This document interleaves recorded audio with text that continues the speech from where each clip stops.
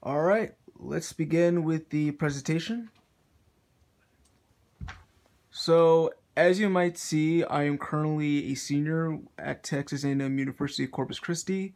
My major is GIS, Geographic Information Science, and I'm pursuing a bachelor's in the College of Science. You can see the courses listed. These are the completed courses that pertain to my major. So, the corporation that I have worked with is SETLD Incorporated. They're located in Pearland, Texas. They specialize in database management as well as specifying features. SETLD is a small solutions information data management business, and what they do is normalize data, specify features, identify certain or particular assets for other major corporations. Their area of focus is oil and natural resources. It's within that context that leaseholds, pipelines, wells, oil, and gas fields, just to name a few, are fileable in that same category. So why does SETLD do what they do? What's their goal? By providing sustainable information for complex problems, the goal of SETLD is to reduce risk and help businesses make profitable and courteous decisions. And also, to accomplish this, we used programs such as EBIS, ArcMap, and Microsoft Office. And as you know, the crew that I worked with included Jacob Maggard, who is the president of the corporation, and Christopher Moore, who is the data analyst of SETLD. Okay. Now, the software that we worked with, the most important program that I was introduced to was the EBIS application. So EBIS stands for Energy Business Intelligence System. This program, which is founded in Esri or ArcGIS Online, illustrates normalized data that was sourced from various GIS special web services. The data that is provided by this derives from government and non-government companies. The EBIS program has been well known for handling time-consuming data aggregation, as well as helping SETLD reduce cost and display features in good quality. Unfortunately, as much as this program was a crucial component to SETLD and how they operate, I was not exposed to a whole lot of it. Instead, most of my time was spent on ArcMap, and some of it was on Microsoft Excel. The ArcMap software was used for geospatial processing and dataset editing, and Excel was to help confirm any drawn features or undrawn features of certain companies. So just to understand what we can draw and what we cannot draw on ArcMap. However, while working with ArcMap and Excel as preliminary applications of the course, they were actually major components for ArcMap, and for EBIS. So that actually was a very huge component for me. So that was actually really good for me. Okay, now here. This is EBIS. This is a snapshot of the program. As you can see, this is the current extent of the world of EBIS. And along with that, you can see it is a SETLD product. The main focus of EBIS in this presentation is to show the various assignments that I have worked on and how they are displayed within the program. I have also decided to include the search query as it helps users to identify a type of item, as in like leaseholds, fields, acreage, points, and even display the results of these selected features. So the select query, as you can see, is highlighted in blue, is actually there, and then you can see that below you can actually see the query as in the task, which are like the fields that you want or whatever you want to choose, the category, and the item name, and within the current extent, and what will return in the results of that. So yes, moving on from there. Now, my role as a GIS analyst intern was to create and or enhance various geographical features for oil and resource companies. I was also to draw, generate, and digitize facilities and pipelines of a given location, identify and input records of drawn features in attribute table, load all required items for transfer to EBIS program, and that was pretty much it. So as far as like attribute tables, it was like, try and like, give it the item type, the item name, the drawn features. And with that, after doing all that, I had to like load all required items for transfer to EVE's program. And what this means is that now as I draw on everything, Christopher, who is the data analyst, he actually extracts all the drawn features and adds that to EVE's. So, and I worked from Monday, Wednesday, and Friday, and every week with a total accumulation of 20 to 30 hours per week. So that meant I had to work at least 6 to 10 hours each day. And within that time frame, I also had to load 7 to 10 projects on each day. So if there's a project that actually is too difficult or requires like a lot of features to be drawn, I would have to like put more focus into that project and focus on the little ones later on. But other than that, this was actually the context of my work. Now, what I'm going to show you is, for the next few slides, is 4 assignments that I have worked on and how they come out on EVE's. I want to keep in mind that 2 of my projects do not have a captured image, but all these other slides do include the results on EVE's, so keep in mind. So the assignments that I worked on include the Italy permit leasehold, the Southern San Juan Basin oil fields, the Delaware leasehold, the Canadian and American pipeline system. And you can see the clients that I worked with include SETLD, Petro River, Grapevine Energy, Jagged Peak Energy, and Ombridge. Okay. Now, this is the client from SETLD. This is the map from SETLD.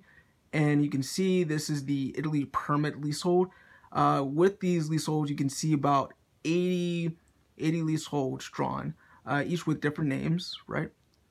And within like using georeferencing, and as well as using a lot of cutting and a lot of drawn polygons, we get this on EVE's.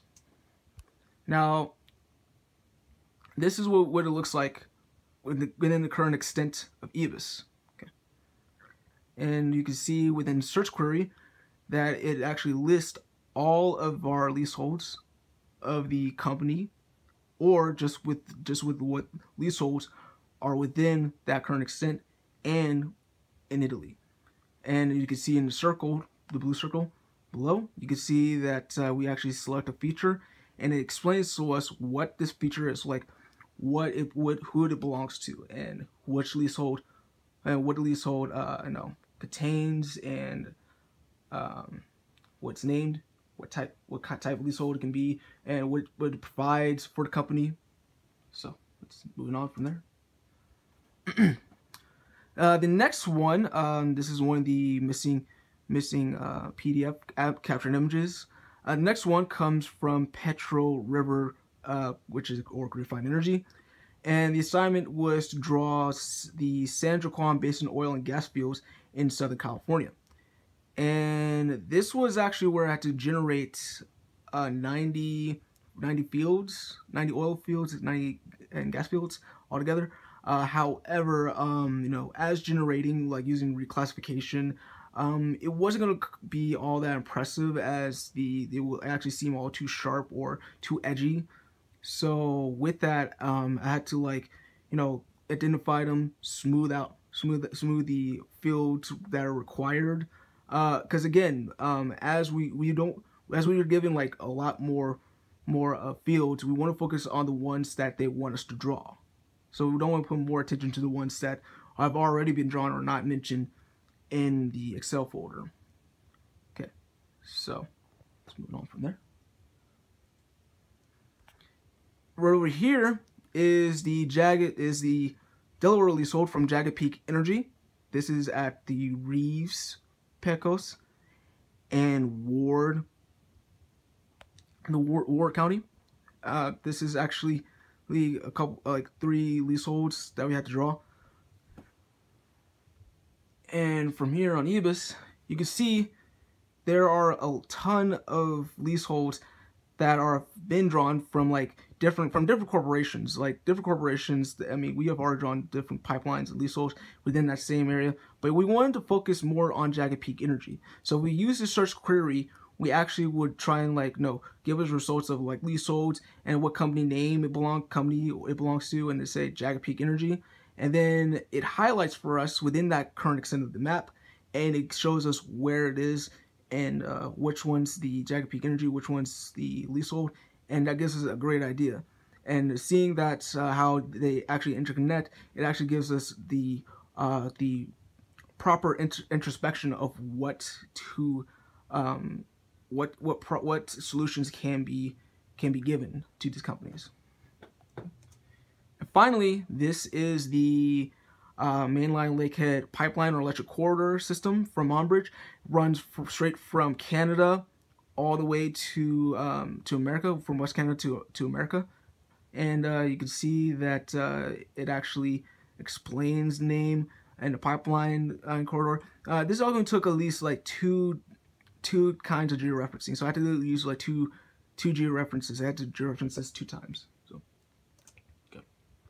Now, so the concepts that I used for my courses for this position included the visualization method, reclassification and generation method, digitization, placement of discrete objects, and capturing. Courses such as visualization, geospatial science, and remote sensing,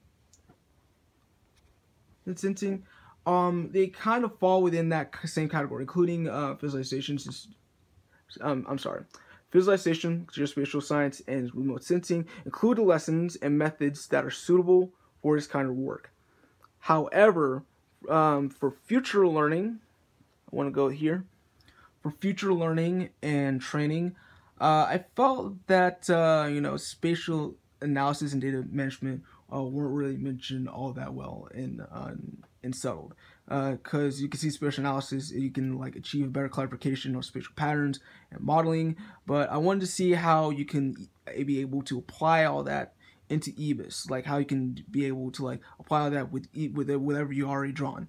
And with database management, I felt like beside Microsoft Excel, I felt like there was other programs that use that very same same method of like understanding the databases, and even EBIS would even have a database system.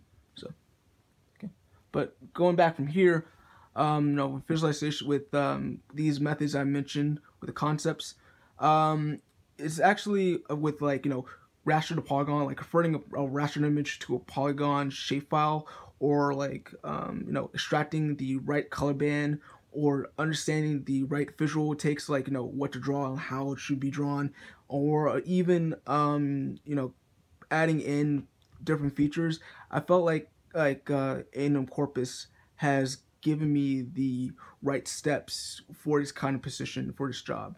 So in conclusion, the experience of being a JS analyst intern has been impactful and adaptable.